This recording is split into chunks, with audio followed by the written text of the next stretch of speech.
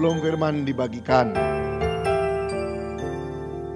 saya mau siarkan sedikit tentang lawatan Tuhan, tentang sesuatu yang hari-hari ini terjadi secara luar biasa. Ya, sejak pulang dari Israel, ya, itu ada sesuatu lawatan. Aneh tapi nyata, saudara. Suatu hari saya di rumah, tahu-tahu saya terbangun. Memang itu sudah pagi. Saya terbangun dan saya bisa merasakan ada sesuatu hadirat di kamar saya. Ya, yang menaungi, yang menguasai kamar saya. Saya merasa ini ada sesuatu yang aneh. Jadi pada waktu itu saya tidak tidur lagi, saya langsung duduk, bangun. Dan pada waktu itu saya langsung menuju pada sofa di kamar saya, karena di kamar saya ada sofa. Jadi saya langsung duduk di situ dan saya menyembah Tuhan, saya berdoa. Pada waktu saya berdoa, tidak itu nyata, dan Tuhan mulai berbicara. Tuhan berkata begini, "Nak, nanti sore adakan. Kita punya acara kalau di Bandung, Meet Jesus, itu pertemuan dengan Tuhan. Tuhan jelas berkata, adakan Meet Jesus jam 5 sore. Aku akan hadir." Dan langsung saya meresponi, saya kirim semuanya, supaya diberitakan bahwa akan ada Meet Jesus. Pada waktu saya menulis, tahu-tahu Tuhan tambahkan begini, orang-orang kudus akan datang. Pada waktu itu, saya SMS, orang-orang kudus akan datang. Dan hari itu menjadi hari yang aneh, saudara. Ada beberapa planning dalam hidup saya, tidak bisa saya lakukan. Karena hari itu, seperti dengan jelas saya dipegang kuat dengan Tuhan. Saya hanya boleh melakukan apa yang Tuhan berkenan. Padahal planning hari itu banyak, tapi itu bisa di-cut. Padahal planningnya tidak dosa. Tapi Tuhan bilang, ini gak bisa, ini besok saja. Jadi ada sesuatu yang hari itu sungguh dikhususkan. Ya saudara jangan bingung dan jangan berkata, kenapa kok saya tidak? Mungkin beda saudara, karena panggilan saya kan memang imam. Ya. Dan hari itu saya jelas merasakan tuntunan Tuhan yang luar biasa. Jam 5 mulai. Kami nyembah Tuhan. Biasa aku suruh anak saya dulu yang nyembah, dia nyembah Tuhan. Saya maju. Dan sudah tahu, saya lihat sesuatu yang luar biasa. Saya lihat tangga yang dilihat oleh Yakub. Saya lihat dari tempat saya ibadah, itu ada tangga. Terus dibuat. Sampai ke surga tangga itu. Saya tahu dengan pasti, ini real saudara. Saya sampai buka mata loh saya itu. Saya buka mata ada, saya tutup mata ada, real. Dan pada waktu tangga itu selesai, luar biasa. Ada 4 pribadi yang hadir. Malaikat-malaikat yang belum besar, masih remaja, belasan tahun, itu turun. 2 pasang. Wow, turunnya tuh begitu anggun. Sesudah mereka, nah ini saudara, mulailah istilahnya apa ya, namanya jadi, mulailah sama-sama turun bareng-bareng. Ya, itu yang namanya Paulus, Musa, Elia, Yakobus, Petrus, dan jelas ada Yesus, Ada satu pribadi yang saya tidak pernah lihat. Tapi pada waktu saya turun saya langsung tahu. Tapi saya langsung tanya Roh Kudus. Siapakah itu? Yusuf. Yusuf turun, saudara. Pada waktu saya lihat ada pribadi Yusuf. Saya tahu itu Yusuf, kenapa? Karena dia pakai jubah yang diberikan ayahnya. Dia pakai jubah warna-warni, ternyata warna-warninya itu garis ke bawah. Bagus jubahnya, saudara. Dia turun dan ternyata Yusuf itu saya lihat dari semua yang turun kecuali Yesus ya. Yesus punya wajah yang berbeda dengan yang lain. Ya pancarannya itu luar biasa kalau Tuhan. Kalau murid-murid itu pancarannya beda-beda, saudara. Tapi Yusuf ini sangat fresh. Dia masih muda, ya, dan sangat tegap. Kelihatan ini pekerja, istilahnya. Tapi enggak seperti kayak bodybuilding, enggak, saudara ya. Tapi seperti pekerja, ya sudah tahu badannya itu berotot. Fresh, tapi yang saya lihat dengan jelas itu fresh sekali, saudara. Fresh, luar biasa. Dan pada waktu turun, saya tanya sama Roh Kudus, itu Yusuf ya? Roh Kudus bilang, iya, itu Yusuf. Waduh, saudara. Seumur umur, jelas. Saya ini banyak melihat, tetapi saya tidak pernah lihat Yusuf. Benar, saudara. Baru pertama kali, sampai saya ngomong gini, loh turun, ada apa dengan dia turun? Saya teringat, apakah saya barusan dari Mesir? Gitu ya. Urusan lumbungnya Yusuf. Tapi kok turun? Ternyata dahsyat. Ya. Dan mulai mereka turun, mereka ikut kebaktian dengan kita. Satu pribadi demi pribadi dijamah Tuhan. Jadi enggak satu orang ditemuin bareng-bareng, enggak. Satu orang ditemuin satu. Minimal satu lah. Satu. Wah, banyak yang merasakan, aduh enggak tahu kenapa ya. Saya banyak bicara, dikatakan ini gitu. Nah udah. Yang lebih real lagi, istri saya sedang menari pada waktu itu.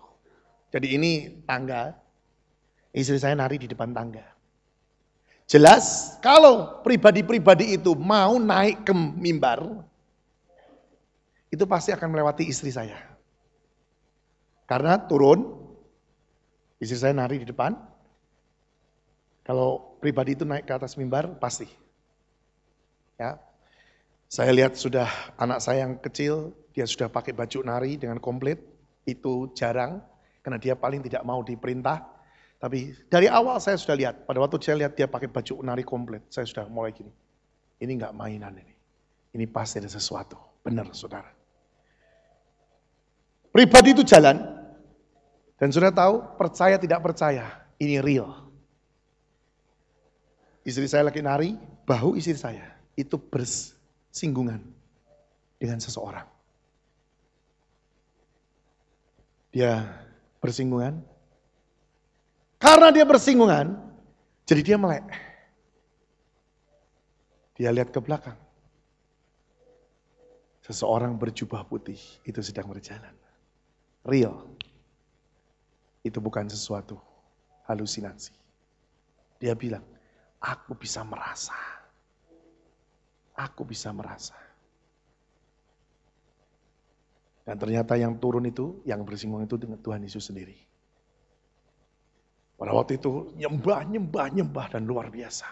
Hadiratnya kuat sekali. Dan sesudah itu Tuhan bilang sama saya, kamu masuk green room. Saya masuk green room. Pada waktu saya masuk green room, saya nyembah, Tuhan bilang, panggil istrimu. Saya panggil dia, kami berdoa. Berdoa nyembah di situ, kami tersujud. Datang sungguh-sungguh saudara, real di depan saya. Dan mulai Yusuf itu ngomong, aku datang, aku bagikan ini. Semua membagikan sesuatu. Saya mulai berpikir, Tuhan kenapa ini semua terjadi? Tuhan bilang, nak, kalau ini tidak dibagikan, orang-orang tidak akan pernah menyelesaikan sampai di garis akhir. Karena waktunya sudah sangat singkat. Waktunya sudah sangat singkat, sedangkan firman ini semua harus tergenapi. Enggak bisa kalau tidak perlengkapan ini dibagikan. Anointing dibagikan. Kemampuan dibagikan. Siapa yang bisa membagikan? Hanya Tuhan. Siapa lagi? Orang-orang kudus yang sudah mengalami. Mereka membagikan hidup mereka. Mereka membagikan kemenangan mereka. Dan kita terima, masuk. Itu seperti sesuatu dapat cangkok. Langsung. Kalau saudara mau cari sendiri, mau berapa puluh tahun engkau barusan dapat. Tapi kalau orang-orang kudus itu turun dan dia mentransferkan, mengimpartasikan apa yang dia sudah menang. Itu satu perubahan dahsyat terjadi. Saudara. Bahkan ada beberapa firman. Istri saya itu tidak tahu kalau yang di depannya Paulus. Saya tuh lihat, saudara, karena tubuhnya Paulus dan bentuk tubuhnya dan saya tahu itu Paulus. Karena saya sudah pernah lihat dia. Lagi ngobrol dengan istri saya tak pikir ngobrol apa sih. Tapi istri saya itu nangis. Nggak taunya dia dikasih tahu sama Paulus, kamu harus begini, kamu sebagai pemimpin harus seperti ini. Saya juga dulu seperti ini. Kalau kamu mau seperti ini, harus seperti ini. Diajari, saudara. Wah, istri saya nggak tahu kalau itu tuh Paulus. Selesai semua, dia bilang ada satu pribadi tadi ngajarin aku. Yaitu Paulus. Saya bilang, oh pantesan. Yang dia katakan, firman. Tertulis dalam kitabnya. Dia tulis. Dan dia bilang, lakukan nak, lakukan. Engkau bisa. Oh, terus kami ditumpang tangan, diimpartasikan. Saya mau kasih tahu. Ini waktunya untuk seperti itu terjadi. Benar, saudara. Sekali lagi saya katakan, tidak mungkin orang bisa sampai di garis akhir dan didapati selesai. Kalau tidak diimpartasi, tidak mungkin. Tuhan tahu waktunya sudah terlalu cepat dan terlalu dekat. Ini sesuatu yang akan dibagikan hari-hari ini. Terus saudara. Makanya saya katakan perlu yang pertama, telinga yang mendengar. Telinga yang mendengar dan langsung meresponi, biarpun berapapun harga yang harus dibayar.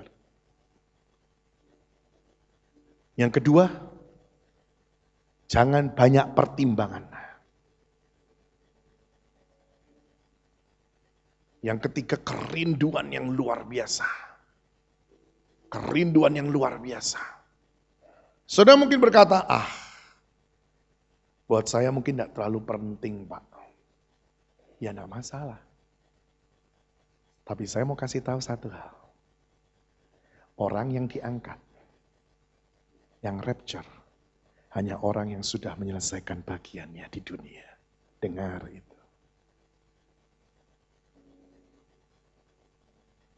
Jadi kalau saudara mau naik ke atas, hari-hari ini engkau harus siap. Kemarin saya khotbah di Ibu Nani di Gracia. Saya bawakan kesaksian ini. Dan benar saudara.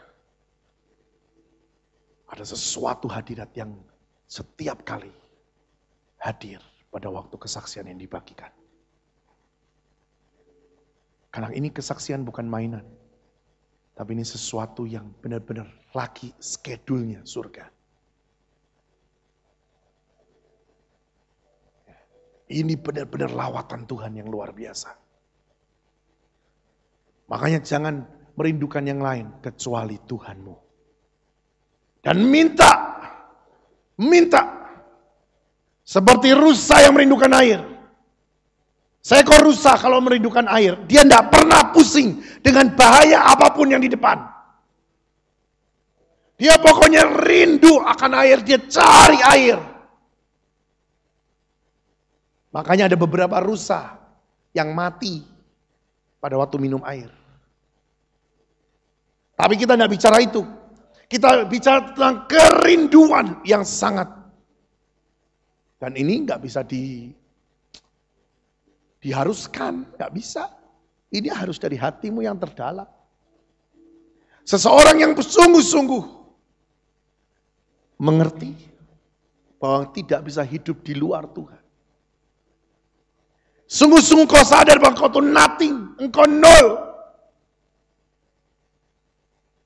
Engkau tahu, engkau harus melekat sungguh-sungguh sama Tuhan. Baca Mazmur 91. Kalau saudara baca Mazmur 91 nanti di rumah, engkau teliti dari pertama. Itu semua yang akan terjadi menjelang Tuhan Yesus datang kedua kali. Dan itu sudah terjadi beberapa. Penyakit sampar. Benar-benar. Cuman tidak global, saudara. Tetapi di ayat 14 dikatakan apa? Tentang melekat. Hati yang melekat. Itu kemenangannya. Bisa tidak bisa. Semua sudah disodorkan di hadapan. Engkau tinggal ambil atau tidak. Hari ini kita akan belajar yang pagi. Nanti sore kita akan belajar tentang Yusuf. Nah, saya akan bagikan kenapa Yusuf kok datang. Nah, nanti sore itu. Ya. Tapi hari ini, pagi ini, saya akan bagikan tentang perjalanan Abraham. Beberapa titik, tidak semua, tapi beberapa titik yang sebenarnya itu membuat kita bisa menang. Kita bisa meraih, kita bisa menjadikan yang namanya firman jadi daging. Ya, oke kita buka Kejadian 12. Kejadian 12. Kejadian 12 ayat yang ke-4 mulai. Firmankan Tuhan kepadanya, dan Lot pun ikut bersama-sama dengan dia. Abram berumur 75 tahun ketika ia berangkat dari Haran. Abram membawa Sarai istrinya dan Lot anak saudaranya. Dan segala harta benda yang didapat mereka dan orang-orang yang diperoleh mereka di Haran. Mereka berangkat ke tanah Kanaan, lalu sampai di situ. Abram berjalan melalui negeri itu sampai di setempat dekat Syichem, yakni pohon tarbantin di Moreh. Waktu itu orang Kanaan diam di negeri itu. Yang pertama Syichem. Ternyata Syichem mempunyai arti bahu. Saudara. Ya. Ya, pada waktu saya membaca ini dan mengerti ini, apa Tuhan maksudmu dengan bahu? Tuhan tahu ingatkan Matius pasal yang ke-11. Kita buka Matius pasal yang ke-11. Di dalam Matius pasal yang 11, ayat yang ke-29 dikatakan begini. Pikulah kuk yang kupasang dan belajarlah padaku. Karena aku lemah lembut dan rendah hati dan jiwamu akan mendapat ketenangan. Sebab kuk yang kupasang itu enak dan bebanku pun ringan. Bahu, ini bicara tentang kuk, tempat kuk. Kalau kau sungguh mau menyelesaikan semuanya, Tuhan berkata, syarat pertama, engkau harus kerja keras. Engkau harus mau. Engkau buang semua model yang begini. Aku buka tangan, aku terima. Buang. Saudara pelajari, biasanya yang barang-barang yang di sale, sale, saudara. Ya kalau udah saya baca sale, itu pasti ada sesuatunya. Dan BS, dan sudah lama, begitu saudara. Ya kan? Mental mau gratisan, itu buang hari-hari ini. mental mau beli dapat yang bagus dengan harga yang murah. Itu buango. Bukan apa-apa. Nanti saudara bilang, Pak tapi itu kan bagus Pak. Berarti bertanggung jawab dengan uang yang Tuhan beri. Yes. Tapi saya mau kasih tahu. Itu boleh kalau engkau tidak terpengaruh engkau terhadap Tuhanmu. Kalau engkau hitung-hitungan dengan Tuhan dengan cara seperti itu, saya mau kasih tahu. Kau tidak akan pernah dapat yang spesial. Saya belajar ini dari ayah saya. Saya baru ngerti, saudara. Beberapa waktu yang lalu, saya ngobrol dengan beliau. Dan dia bilang, kamu lihat, setiap kali yang kita beli selalu mahal. Kenapa ya? Saya juga bilang, bingung juga, kenapa ya? Orang bisa beli lebih murah loh Pak. Iya kenapa ya? Aku kok beli kok mahal. Terus dia diam, terus dia bilang ini. Tapi semua yang kita beli yang mahal, semuanya baik dan bagus. Di belakangnya, di tengah-tengahnya tidak ada macam-macamnya. Ya, terus dia bilang, karena itu sesuai dengan firman. Yesus berkorban dan beli nyawamu, itu bukan dengan murah. Yesus memberikan yang terbaik yang dia bisa korbankan. Prinsip orang Kristen apa? Ayo. Untuk berkorban paling alergi. Nanti ngomong pulang dari tempat ini. Ya pendetanya ngomong tentang korban lagi. Kenapa? Karena saudara itu punya satu pikiran dan image. Yang penting diberkati, jadi orang Kristen diberkati, dapat duit, dapat berkat, dapat berkat. Firman bilang lebih baik memberi daripada menerima. Hari-hari ini saya rubah semuanya, model dan gaya hidup saya. Bahkan saya pergi ke Israel, saya ditanya, saya ini beli banyak kemarin saudara, ribuan dolar di Israel. Orang-orang tanya, Pak, enggak tax refund. Bapak kalau tax refund pasti mahal. Dapatnya bagus loh Pak. Saya bilang, buat saya. Dengar baik-baik. Saya bilang, saya lebih baik diberkati kok. Kaget dia. Dia sudah tax refund Pak. Terus dia diem. Maksud Bapak gimana sih? Jadi saya enggak diberkati. Oh bukan, saya. Karena firman ngomong, yang memberkati Israel pasti akan diberkati. Saya tidak mau ambil berkat itu. Hanya gara-gara uang. Sejak saya pergi ke Israel sampai hari ini, berkali-kali. Setiap kali saya beli, saya tidak mau tax refund. Karena saya tahu, itu berkat jangan kau ambil. Justru kalau kau ambil, Tuhan bilang, selesai anak. Selesai loh, berarti aku juga sudah memberkati kamu. Selesai sudah, berkatku tidak akan turun. Loh jelas firman-Nya ngomong kok. Siapa yang memberkati? Akan diberkati. Orang ini bilang, aduh Pak tahu gini, tak kembalikan. Oh jangan, saya bukan kamu. Saya bilang. Saya belajar saudara, ini pengenapan firman. Seringkali berkat ini tidak pernah bisa turun dalam hidup kita.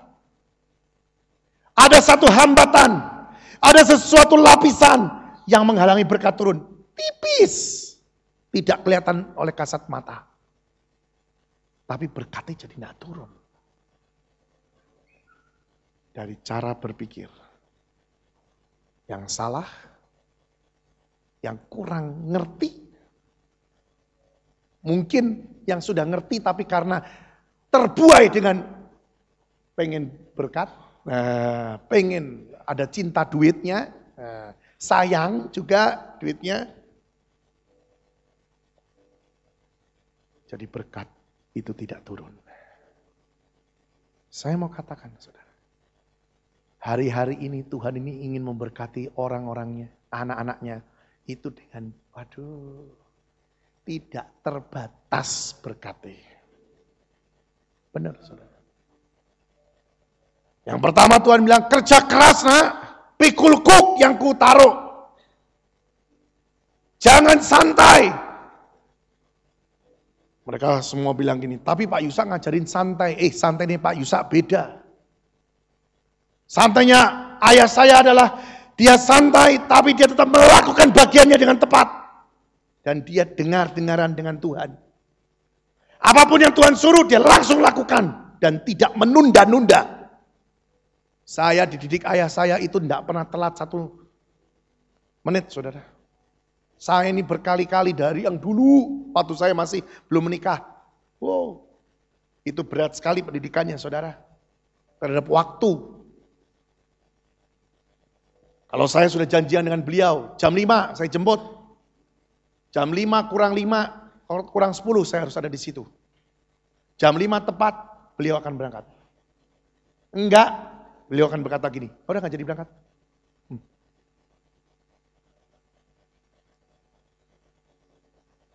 Dia itu pribadi yang seperti itu. Jadi orang berkata santai, ambil aja langsung santainya. Terus sekarang hidupnya santai, salah besar.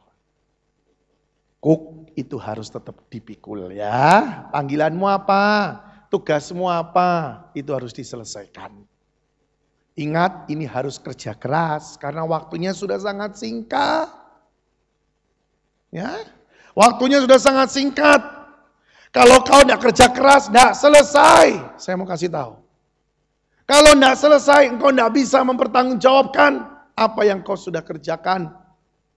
Dengan baik itu tidak akan pernah bisa. Dan akhirnya mungkin kau ditinggal. Karena apa? Belum selesai ya nak, kerjain terus. Bersama dengan Roh Kudus, engkau bisa selesaikan dengan cepat. Makanya kemarin dapat firman lagi, Pak Yusak harus keliling Indonesia. Dan beliau keliling. Itu namanya santai tah? Enggak, saudara, buat dia. Dia sudah umur berapa? Dia sudah bicara sama saya. Saya ini kalau keliling jauh-jauh nih, tapi ya enggak apa-apalah. Kalau Tuhan yang suruh aku jalan. Jadi jangan kau samakan dirimu dengan beliau. Umurmu beda. Itu sudah jelas. Pengalamanmu beda dengan dia. Jadi saya katakan, kerja keras. Ini harus jadi bagianmu. Kau bisa raih. Kau katakan Tuhan berapapun harga yang aku harus bayar. Kalau ini kesempatan kau berikan untuk aku ambil. Berapapun Tuhan, aku ambil. Dan itu sungguh loh saudara. Hari-hari ini saudara, saya lucu. Tuhan bilang, kami barusan buka rumah singgah. Tuhan bilang, berkati. Dari mana Tuhan? Dari uangmu. Kasih terus. Kenapa? Karena saya tahu. Itu harga yang harus saya bayar. Membayar itu macam-macam modelnya.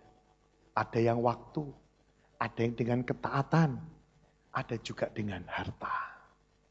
Bayar itu macam-macam. Saya pernah dilihatin sama Tuhan. Tuhan bilang sama saya, lihat tuh macam-macamnya bayar. Saya tidak bisa katakan ini karena banyak sekali modelnya. Dan Tuhan bilang, tuh untuk orang ini bayarnya perkara harta. Untuk orang ini bayarnya ini. Untuk orang ini bayarnya ini. Dan Tuhan bilang, ini gak mutlak, ini bisa berubah. Makanya engkau harus tetap berkonsultasi dengan Roh Kudus terus. Karena Roh Kudus akan menuntun, akan memberitahu apa yang kau harus lakukan dengan ketepatan. Ini loh saudara. Jadi jangan pernah punya yang namanya doktrin. Kalau kau sudah punya doktrin, nanti Tuhan ngomong, engkau akan bilang gini, itu bukan Tuhan, tidak sesuai dengan apa yang Tuhan ajarkan padaku. Itu kesombongan. Dan Tuhan katakan, itu yang membuat orang tidak maju. Dia berhenti karena dia tidak sadar. Benar saudara. Berkali-kali kita jatuh hanya karena pertimbangan dan cara berpikir kita. Padahal Roh Kudus saat ini sedang ingin menumpahkan segala sesuatu. Menumpahkan saudara. Jadi saya pakai istilah menumpahkan itu jadi gak sedikit-sedikit. Langsung tertumpah semuanya. Dan nanti kau akan bisa merasa, kok kayak gini ya percepatan. Kok kayak gini ya. Luar biasa berkatnya. Luar biasa urapannya. Ini yang hari-hari ini terjadi. Jangan kaget kalau hari-hari ini juga terjadi bintang-bintang atau hamba Tuhan besar mulai berjatuhan. Nggak usah urusi mereka. Karena itu sesuai dengan firman Tuhan. Biarkan yang penting hidupmu berkenan di hadapan Tuhan. Dan dalam ketepatan. Yang kedua, kita balik ya. Kita akan cepat sebabnya harus mengerti waktu itu berguna sekali saudara. Ayat yang ke-8 daripada Kejadian 12. Kemudian ia pindah dari situ ke pegunungan di sebelah timur Betel. Nah, yang kedua adalah Betel. Untuk menjadikan yang namanya firman jadi daging. Yang kedua, engkau harus menjadi rumah Tuhan atau rumah Allah. Bagaimana caranya untuk kita menjadi rumah Tuhan? Bukan hanya gedung ini yang namanya gereja. Firman Tuhan bilang, kita juga adalah gereja-gereja Tuhan. Betul? Kita adalah rumah-rumah Tuhan. Rumah Tuhan itu apa sih? Tempat Tuhan bersemayam. Tempat orang datang untuk beribadah. Tempat orang datang untuk bertemu dengan Tuhan. Sudah bisa enggak jadi saksi Tuhan, jadi tempat naungan orang? Ayo. Kemarin dulu saya khotbah di satu gereja. Gembala seniornya ini ternyata pergi ke Israel juga. Dan pergi dan ketemu dengan Tom Hess. Ya. Dan ternyata Bapak Tom Hess ini mendapatkan satu pernyataan dari Tuhan. Pernyataan ini sangat luar biasa dan dia sedang keep. Saudara. Dikatakan di pernyataan itu, Tuhan ngomong gini, waktunya sudah sangat dekat. Aku mau datang, satu hal. Ajarkan anak-anakku dan minta untuk mereka berangkat untuk jadi penginjil dan pergi. Beritakan firman. Karena waktunya sudah sangat singkat. Pada waktu saya dengar itu, saya bilang, Tuhan maksudmu apa untuk kami? Tuhan bilang, bukankah engkau ini rumah Tuhan? Kemanapun kau pergi, engkau harus jadi saksi. Seseorang bertobat itu anugerah. Amin. Tidak harus kita paksa. Dia bisa bertobat kalau anugerah itu melimpah dalam hidup dia. Dan itu kehendak Tuhan. Tapi kita harus jadi saksi Tuhan. Kita harus siap untuk jadi cermin. Atau terlihat karena kita hidup seperti di kaca. Kelihatan semuanya. Tidak ada yang tersembunyi. Sampai orang lain lihat. Oh, yang Tuhan mau tuh seperti itu ya. Nah, itu yang namanya. Bukan hanya gagah. Aku sudah ke Israel. Aku nih tim Bahtera. Aku sudah ikut Bahtera. Dengar baik-baik ya. Matius 28 itu tetap harus jadi bagian kita. Jadikan semua bangsa itu muridku. Engkau harus jadi saksi. Kau tidak bisa untuk diam. Sudah tahu kan dan sudah pernah dengar. Lawatan Tuhan ini sedang di mana-mana terjadi. Kalau sampai manusia nggak kerja, ya Tuhan yang kerja dengan caranya. Benar, saudara. Ada satu daerah terpencil, dilawat Tuhan sendiri dari mimpi. Sampai akhirnya satu kampung terima Yesus sebagai juru selamat. Cuman Tuhan hadir dan Tuhan kasih mimpi. Kenapa? Karena memang tidak ada orang yang ke sana. Nah, ada lagi satu tempat yang gak ada juga orang ke sana. Tuhan bisa datang juga. Saya mau katakan, kenapa sampai dia melakukan seperti itu? Karena firman harus tergenapi. Sebelum dia datang kedua kalinya, semua harus dengar yang namanya Yesus itu siapa. Saudara tidak diminta jauh-jauh. Saudara diminta untuk jadi saksi di sekitarmu dulu.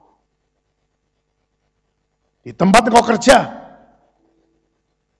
di kotamu, di mana kau ketemu orang. Apakah kau bisa melihatkan bahwa Yesus ada dalam hidupmu? Atau hidupmu sama dengan orang lain? Dan satu orang dia berkata begini, saya bertobat bukan karena Tuhan. Nah terus karena siapa? Karena lihat engkau berubah. Loh, ini ceritanya begini saudara, ini kejadian sungguh. Ada satu orang, ya, dia ini kaya raya, dia punya kepandaian dan segala sesuatu lah, udahlah gak bisa diomong, itu orang kaya sekali.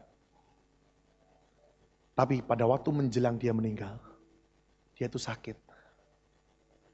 Dari badan yang bagus, tegap, jago, karena dia juga jago bela diri, itu habis.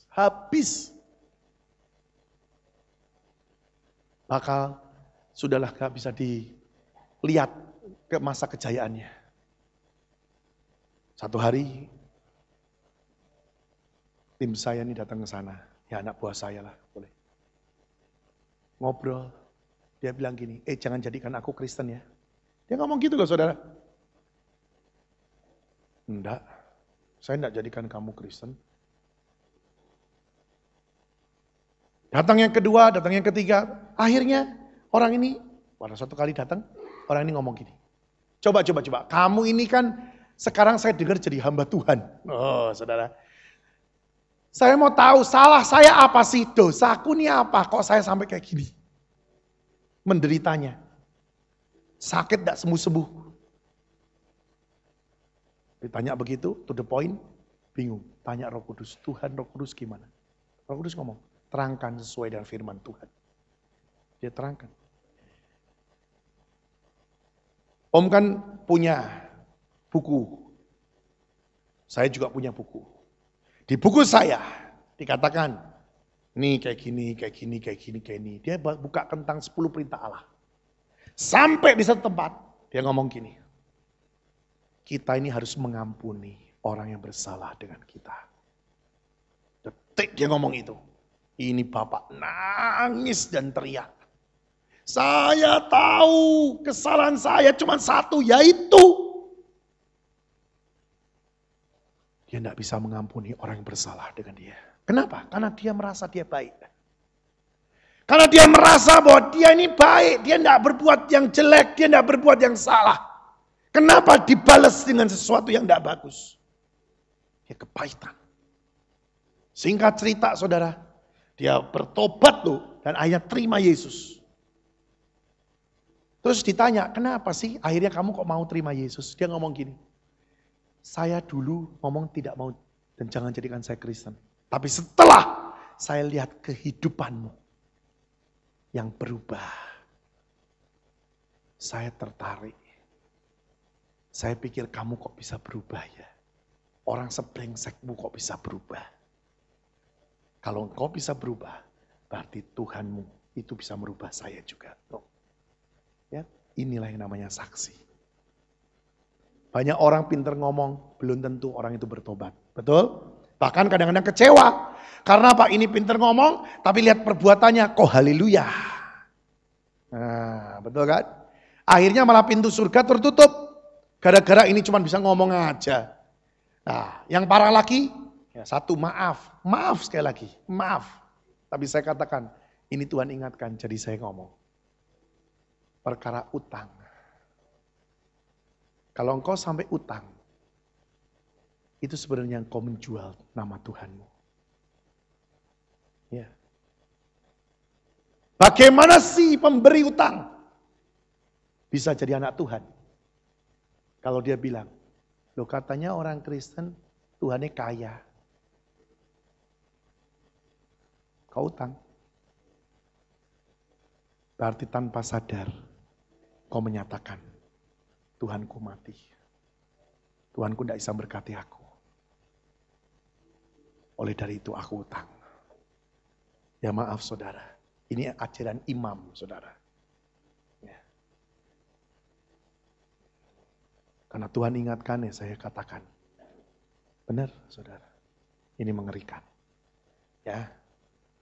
Jadi saya katakan, tapi utang itu banyak modelnya. Ya jangan, kalau kredit sesuai dengan kemampuan tidak masalah. Karena apa? Ada sesuatu yang sudah dipikirkan. Oh itu bukan utang. Ya, tapi saya katakan yang utang itu seperti ini. Sampai tidak bisa makan, akhirnya aduh daripada mati udahlah aku ngebon saja. Itu yang tidak boleh. Kalau engkau punya iman, Tuhanmu tidak mungkin membuat engkau meninggal gara-gara engkau tidak bisa makan. Jangan permalukan Tuhanmu. Tapi ada orang-orang tertentu yang punya duit tapi senang utang. Ini yang bahaya. Nah, ini yang bahaya saudara. Ya. Harusnya dia bisa, tapi dia pengen utang. Itu juga gak boleh. Ya. Dengar baik-baik saudara. Makanya jangan sampai tersandung dengan sesuatu yang kecil menurut pandanganmu. Justru itu yang membuat engkau tidak masuk surga. Nih ada orang di Melbourne saudara. Kalau tidak salah di Melbourne. Saya barusan pulang dari Melbourne beberapa waktu yang lalu. Saya dikirimi email, ada orang dibawa ke surga. Ya. Dan dikatakan ada beberapa alasan orang tidak diterima di surga. Orang ini kelihatannya belum jadi orang Kristen yang sungguh-sungguh. Belum saudara. Tapi dia bisa melihat surga itu seperti apa. Dia bisa melihat neraka itu seperti apa. Jadi mimpi ini sungguh-sungguh. Dan apa yang dimimpikan itu setelah dicek, betul saudara. Itu bukan main-main, bukan direka-reka. Itu memang benar-benar apa yang dilihat itu surga. Dan sudah tahu, ada salah satu dia bilang begini. Orang tidak masuk surga karena kebenarannya sendiri. Ini loh saudara. Kenapa? Karena dia anggap itu kebenaran yang tidak pernah bisa diperbarui. Dia terlalu pada pokoknya. Nah, ngeri. Terus yang kedua dia bilang, orang bisa gak masuk surga karena terpeleset dengan batu kecil. Semua perkara yang dia anggap sederhana, semua perkara yang dia anggap itu gak ada apa-apa, gak usah direken, gak mungkin kita gak masuk surga gara-gara itu. Justru itu yang membuat dia tersandung dan tidak masuk surga. Hati-hati loh saudara. Kami baca itu dan kami bertobat. Karena dia bilang maaf, banyak gereja Tuhan dan hamba Tuhan yang tidak masuk surga. Cuman dia tidak sebut gereja apa, saudara. Penyembahannya oke, bagus, keluar tidak jadi saksi dan tidak jadi berkat, tidak jadi pelaku firman. Saya bergidik kalau saya baca itu semua, saudara. Dan dia bilang, Tuhan bilang, kapan aku datang? Sudah sangat dekat, nah. Karena terompet itu sudah ada di mulut daripada seorang malaikat. Atau malaikat yang siap meniupnya. Jadi terompet itu sudah di mulutnya. Tinggal perintah det. Didengungkan, Tuhan datang. Makanya saudara, Tuhan hari ini ingatkan kita. Kerja keras. Engkau harus punya hubungan yang pribadi dengan Tuhan yang bagus juga, Bethel. Bukan hanya untuk aku, tidak. Engkau harus jadi saksi. Bethel bisa bicara tentang hubungan pribadi yang luar biasa dengan Tuhan. Karena di tempat itu Tuhan bersemayam. Yang kudus gak bisa bersatu dengan yang tidak kudus. Ya. Engkau jalan seirama dengan Tuhan, saya percaya dia akan bersama-sama dengan saudara. Tapi kalau saudara jalan sendiri, nyari jalan sendiri, ya jelas Tuhan gak ada bersama dengan saudara. Karena apa? Itu bukan jalurmu harusnya. Itu tidak kudus. Dan kau harus tahu. Kalau engkau hidup dalam kekudusan, firman ini akan jadi nyata. Kemenangan, kesuksesan, itu akan menjadi milikmu. Tidak ada kegagalan sebenarnya dalam hidup seseorang. Kalau orang itu ada di dalam Tuhan. Makanya Yohanes 15 dikatakan, tinggallah di dalam aku dan aku di dalam engkau. Ini ngeri loh saudara. Saya makin hari makin ngerti, makin aku bilang, aduh Tuhan makin aku gak sanggup dan makin aku gak bisa. Saya tuh, berkata, sebenarnya firman ngomong gini. Jangan kau tiadakan, jangan kau hilangkan yang namanya perjanjian lama. Justru Tuhan datang, itu menggenapi perjanjian lama. Tapi kita tidak boleh hidup dalam Taurat, tapi dalam kasih karunia. Karena apa? Kalau engkau hidup dalam Taurat, tidak ada satupun yang bisa menggenapinya. Kecuali Yesus. Ini ngeri loh saudara. Hari-hari ini Tuhan mulai bagikan, ini loh berkat. Ini loh aku siapkan. Ini loh semuanya sudah tersedia. Engkau mau ambil boleh, engkau tidak mau ambil silakan. Tapi Tuhan berkata, isi hatiku. Aku ingin semuanya ambil untuk sampai di garis akhir. Yang ketiga. Yang ketiga itu bicara tentang Kejadian 13 ayat yang ke-18.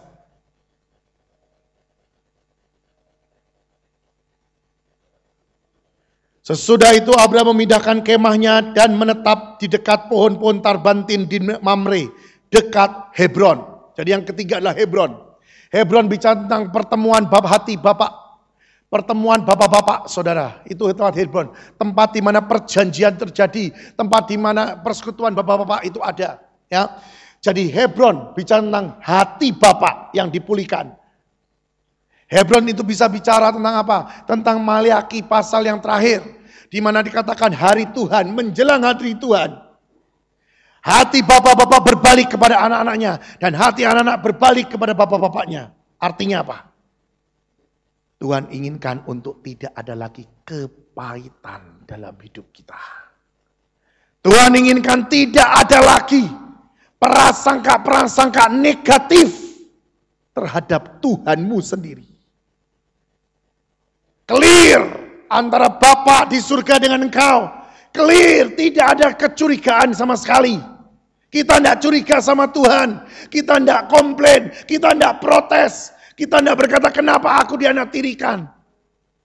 Tapi kita mensyukuri semua yang diberikan dalam hidup kita. Nanti sore kita akan bagikan tentang Yusuf. Ini yang namanya Yusuf. Luar biasa sekali saudara. Tapi saya mau katakan pagi ini. Biarlah kita periksa hati kita.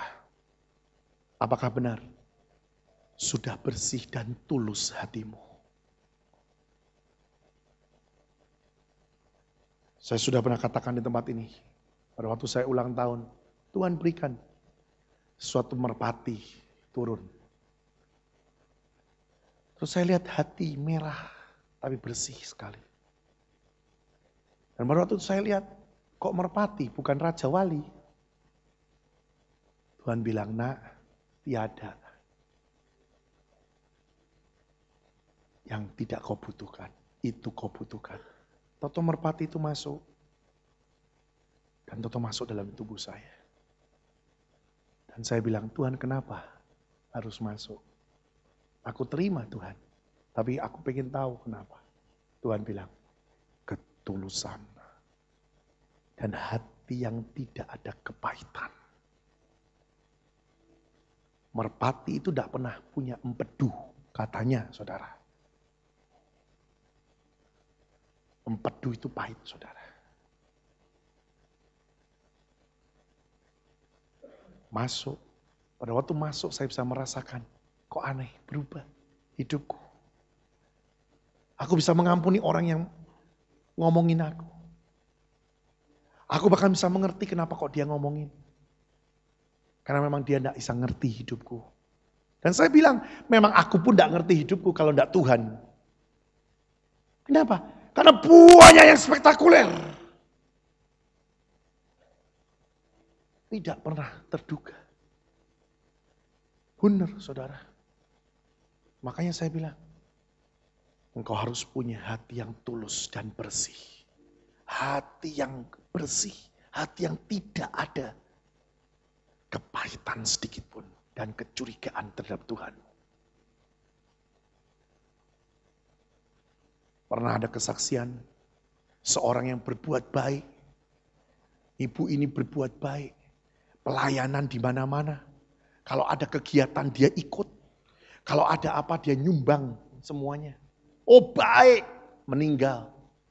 Ada seseorang pendoa dimimpikan, tidak masuk surga. Sampai pendoa ini komplain. Loh ibu ini baik, membuat dan berbuat kebaikan yang luar biasa. Pelayanan lagi. Tapi Tuhan bilang, dia tidak masuk surga. Nak. Kenapa? Tuhan bilang, karena dia tidak mengampuni suaminya. Kecuali ternyata dia punya teman baik. Teman baik itu ditanya, teman baiknya ngomong, betul. Ibu ini pernah bersumpah atau pernah berkata-kata, aku tidak akan pernah mengampuni suamiku sampai kapanpun. Sudah tahu? Kebaikan tidak ada artinya semuanya. Pintu surga tertutup. Makanya Tuhan bilang, bersihkan hatimu, bereskan. Saya tidak tahu dan saya tidak terlalu kenal saudara. Tapi saya lihat banyak hati-hati yang pahit. Banyak hati-hati yang ada goresan demi goresan. Bahkan kau sendiri tidak sadar ada goresan itu. Tapi saya katakan minta Roh Kudus untuk periksa hatimu sekarang. Apakah benar hatimu sudah bersih? Apakah benar hatimu sudah clear? Apalagi tidak ada sesuatu kecurigaan dengan Tuhanmu. Saya rindukan untuk semuanya masuk surga. Tidak ada satupun yang tidak. Karena ini firman saudara. Yesus gak pernah bisa untuk tidak mengenapi firman. Dia pasti mengenapi firmannya. Betul? Kepahitan, sakit hati. Itu firman berkata tidak masuk surga. Hari ini berubah saudara. Yuk, ya periksa hatimu lah. Yang tahu engkau kok sebenarnya. Yang terakhir saudara, kita akan masuk yang terakhir. Itu di dalam Kejadian pasal ke-22. Ini yang terakhir. Banyak tempat persinggahan Abraham, tapi saya cuma ambil 4. Yang terakhir adalah Moria, Gunung Moria. Kejadian 22, saudara pasti sudah tahu semua, tidak perlu untuk diceritakan. Tapi di sini adalah kejadian yang sangat luar biasa. Kalau engkau mau breakthrough dalam hidupmu, dengar baik-baik. Kalau mungkin hari-hari ini kau merasa, kok aku dapat firman, aku dapat firman, aku dapat firman, aku dapat nubuat. Tapi kenapa kau tidak bisa jadi daging ya? Aku pergi ke Israel, ke Mesir. Aku dapatkan berkat, tapi kau tidak bisa jadi daging ya? 4 hal ini kau harus ada. Dan yang terakhir, Moria. Abraham di sini dapatkan breakthrough breakthrough yang luar biasa. Apa? Pada waktu dia mempersembahkan Ishak.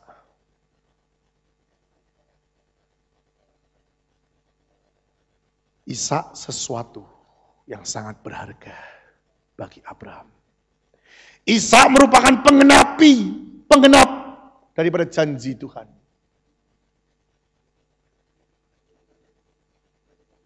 Dan sudah tahu, Ishak itu dipersembahkan, itu umurnya belasan tahun. Berarti, dari waktu Ishak lahir, sampai Ishak disuruh mempersembahkan, itu Sarah tidak punya anak lagi. Dan Abraham tahu, ini satu-satunya menggenap janji. Abraham sayang sekali dengan Ishak. Satu kali Tuhan bilang, persembahkan anak. Apa yang terjadi? Firman bilang, dia bawa itu Ishak. Dia persembahkan. Tadi dan kemarin sebelum saya menuju tempat ini. Di jalan Tuhan bicara dengan saya. Tuhan bicara begini. Nah, katakan pada orang-orang Temanggung. Kalau mereka mau breakthrough. Satu hal. Mereka harus hidup dan melakukan seperti yang Abraham lakukan. Mereka harus mempersembahkan sesuatu yang sakit.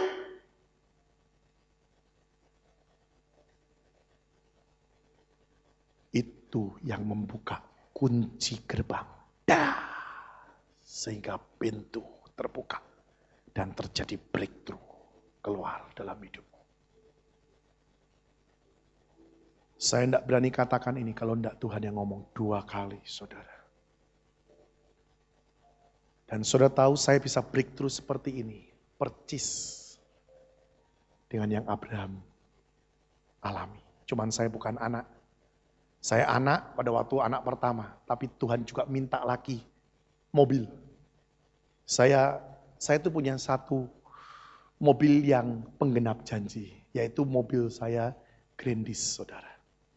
Itu mobil penggenap janji.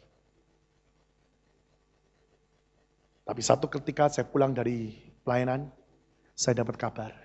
Rumah saya harus dikasihkan, kembalikan. Pada waktu rumah saya kembalikan, saya bilang sama Tuhan, aku tinggal di mana Tuhanku? Tuhan bilang, kontrak nak. Dari mana duitnya? Jual Grandismu. Jujur saudara. Itu mobil boleh yang lain tak jual, tidak apa-apa. Yang itu saya pegangi terus. Kenapa?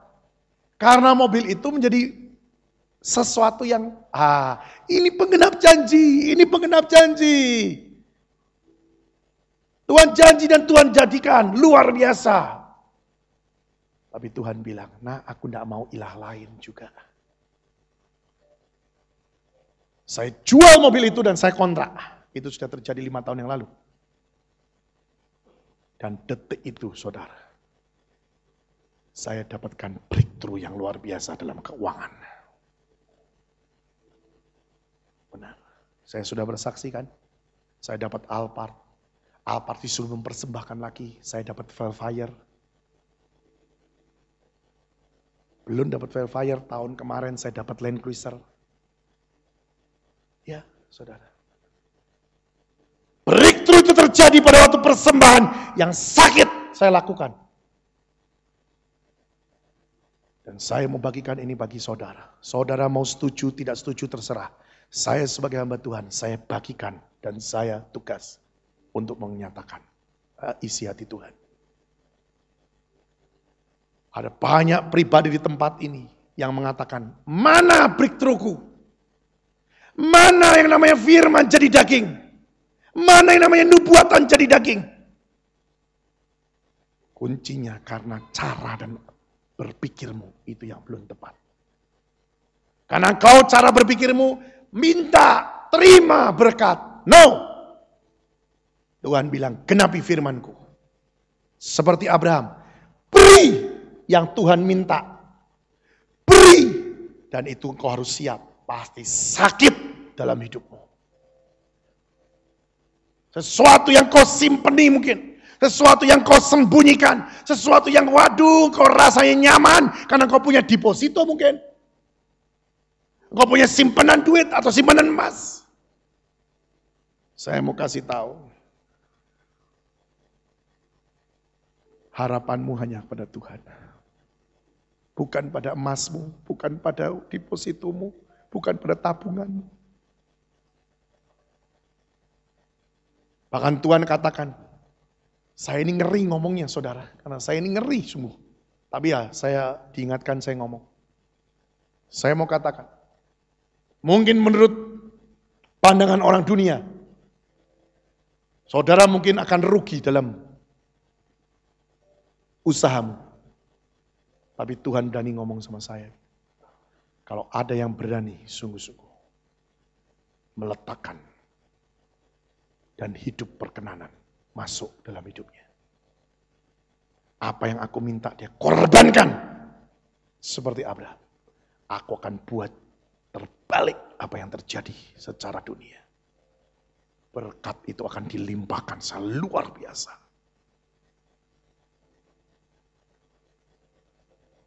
Sudah tahu? Penjungkir balikan ini sudah ada dan sudah berbicara. Saya tidak akan pernah berbicara kalau tidak Tuhan berbicara.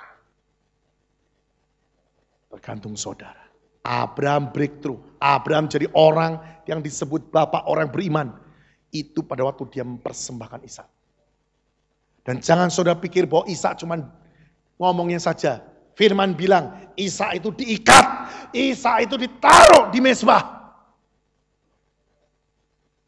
Biarpun akhirnya tidak jadi. Tapi Ishak itu ditaruh di mezbah. Diikat, ambil peso, hantam. Pas mau dihuncamkan. Bapak bilang, stop.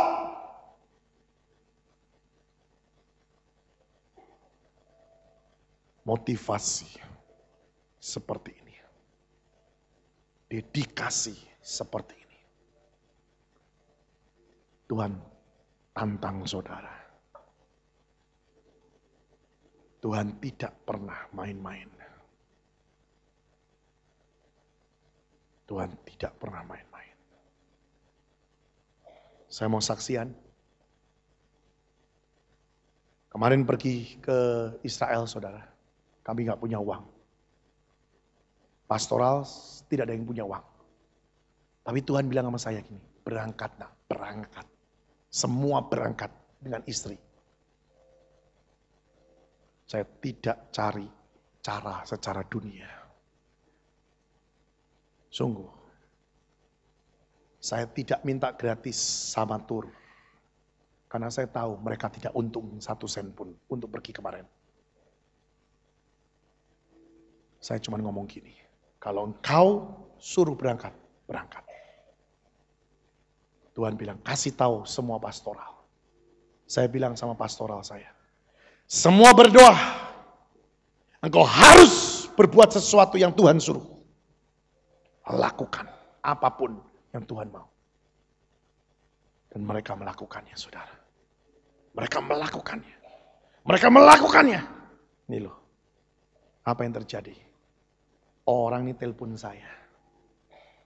Dia bilang gini, Pak, saya punya uang 70 juta. Saya mau persembahkan.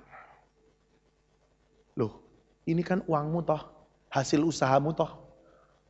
Iya Pak, udah cukup Tuhan berkati saya sudah terlalu banyak Pak. Saya pengen ini uang untuk orang berangkat ke Israel. Bapak berdoa, ini untuk siapa? Saya bilang sama dia, saya punya pastoral, Tuhan bilang suruh berangkat, gak punya uang. Dia bilang, setuju. Kasih 70. Ada lagi yang telepon saya. Pak, saya nggak bisa berangkat, tapi duit saya berangkatkan. Loh, aneh kan, saudara?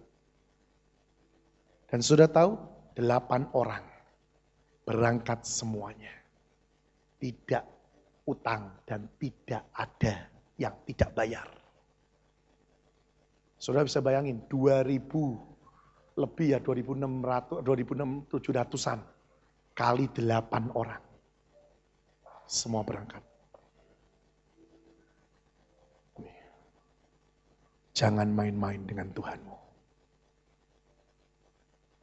Sekarang semua berdoa. Ini sesuatu sudah diletakkan di depanmu.